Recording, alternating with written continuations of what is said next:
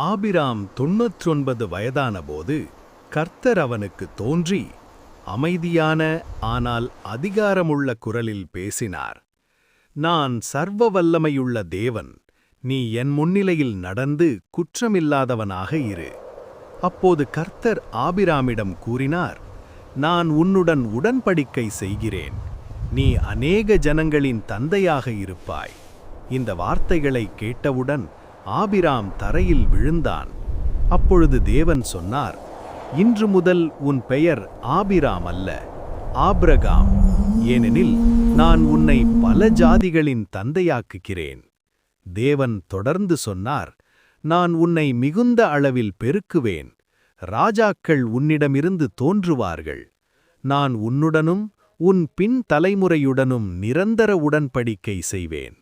மேலும் கர்த்தர் கூறினார், நீ வாழ்கிற இந்த கானான் தேசத்தை நான் உனக்கும் உன் சந்ததிக்கும் நிரந்தர சொத்தாகக் கொடுக்கிறேன்.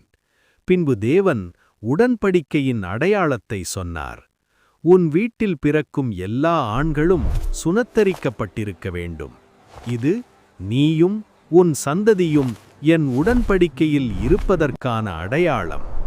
கர்த்தருடைய வார்த்தைகள் காற்றைப் போல அல்ல, உடன்படிக்கையின் அடையாளமாக நிலைத்திருந்தன.